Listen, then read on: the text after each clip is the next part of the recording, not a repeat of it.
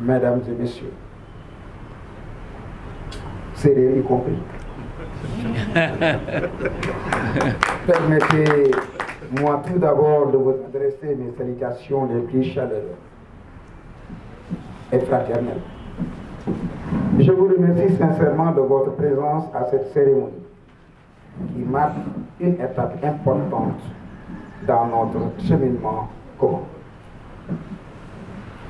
Je voudrais exprimer une gratitude particulière à mon père Zacharie et à toute son équipe pour leur engagement constant, leur ouverture et leurs esprits de dialogue. Mes remerciements vont également aux membres de l'ONG Fawzi Banagati qui m'ont toujours accompagné, ainsi qu'à tous les partenaires qui, depuis des années, accompagnent avec détermination les actions menées au Sénégal au service des populations. Comme je disais tout à l'heure, je pouvais me suffire du discours du père Zacharie. Il a tout dit. Il a été au top, au complet. Donc, puisqu'on appelle à l'unité, vraiment, je pouvais me suffire de son discours parce que c'est ça l'unité. Mais je vais y apporter une toute petite contribution.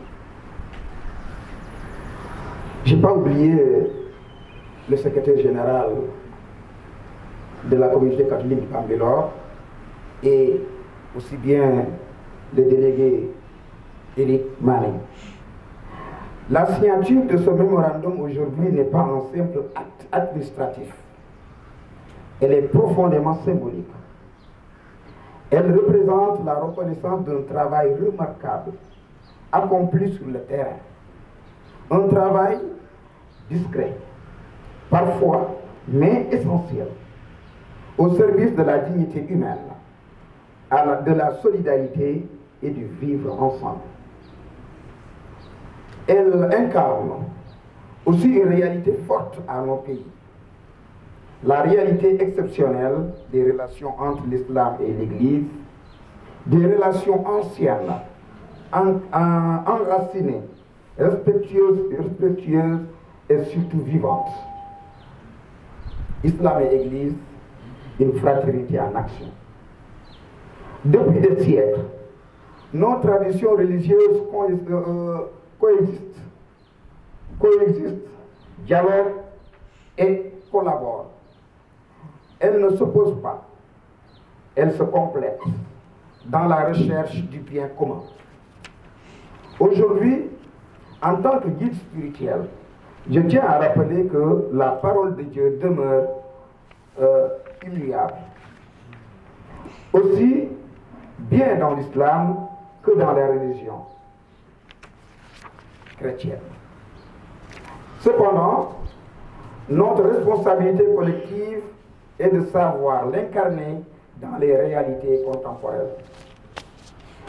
Nous vivons une époque marquée par de profondes mutations, transformations sociales, défis économiques, préoccupations liées à l'emploi, à la jeunesse, à la dignité humaine. Ces défis ne remettent pas en cause notre foi. Au contraire, ils nous appellent à la rendre plus vivante, plus concrète, plus engagée. Une conversation tournée vers l'action. Cette convention vient donner une forme concrète à cette volonté commune d'agir et repose sur des valeurs que nous partageons tous. L'hospitalité, le travail, la solidarité, la collaboration, le respect mutuel. Elle engage nos institutions à œuvrer ensemble pour répondre aux besoins réels des populations. Soutenir le plus vulnérable, accompagner les jeunes, valoriser le travail et contribuer à une société plus juste et plus équilibrée. Un pont entre passé, présent et avenir. Ce que nous signons aujourd'hui s'inscrit dans une continuité historique. Hier, nos anciens ont posé les bases d'une coexistence pacifique exemplaire. Aujourd'hui, nous consolidons cet héritage à travers des actions concrètes. Demain, nous préparons le terrain pour les générations futures. Nous avons le devoir de transmettre ce flambeau aux jeunes, non seulement comme un héritage, mais comme une responsabilité. Un engagement pour les générations futures. À travers cet accord, nous envoyons un message clair. Il est possible de bâtir ensemble, au-delà des différends, dans le respect et la confiance. Nous voulons que les jeunes qui nous regardent aujourd'hui voient en cet acte un exemple d'unité, de dialogue et d'engagement au service de l'unité. Comme vous me l'avez demandé, je serai un trait d'union entre les puritains, l'Église catholique et les musulmans et tous les foyers religieux du Sénégal. Votre engagement est inestimable. J'ai toujours vu en vous des qualités que je ne vois pas ailleurs, qualité d'unité, qualité de sagesse, qualité de patience et qualité de valeurs humaines que vous propagez partout dans votre communauté. Merci encore. Je n'ai pas de mots réels pour vous remercier, mais le bon Dieu sait ce qu'il y a entre vous et ce que vous faites, et c'est le bon Dieu qui vous remercie, qui vous payera. Je ne saurais clore cette allocution sans adresser des salutations respectueuses et des remerciements particuliers appuyés au révérend Père Alain Mayamba, supérieur général.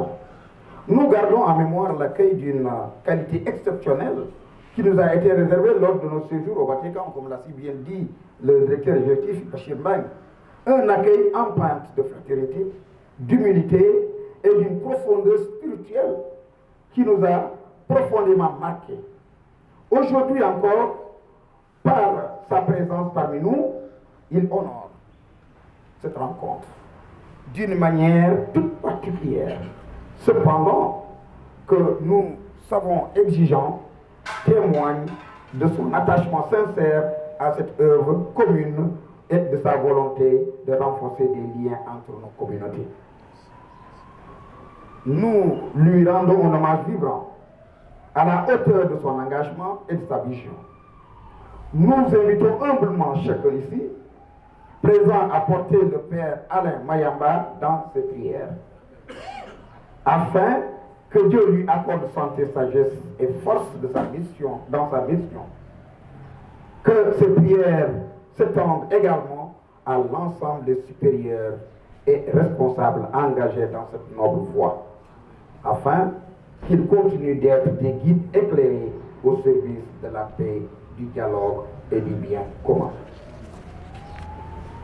Je remercie comme ça aussi que je remercierai toute l'Assemblée. Chacun de vous mérite des remerciements particuliers. Aussi bien Abbé Alphonse, aussi bien Tony, aussi bien le secrétaire général Suleiman Dene, aussi bien Père Mignon, aussi bien que tout le monde, parce que tout le monde a apporté sa pierre édifice dans cette congrégation, dans le travail du vivre ensemble. Que cette convention soit un instrument de paix, de progrès et de fraternité. Qu'elle renforce nos liens et inspire d'autres initiatives similaires. Et qu'ensemble, nous continuons à œuvrer pour cet noble objectif que nous partageons tous. Je terminerai par remercier notre cher ministre, Sophie Galadimam, qui ne ménage aucun effort dans le terrain. C'est une femme de terrain qui travaille jour et nuit, matin au soir, dans le service de la communauté. Que le bon Dieu vous garde, vous protège, que le bon Dieu nous garde, nous protège et nous assiste. Salam alaikum wa rahmatullahi wa barakatuh.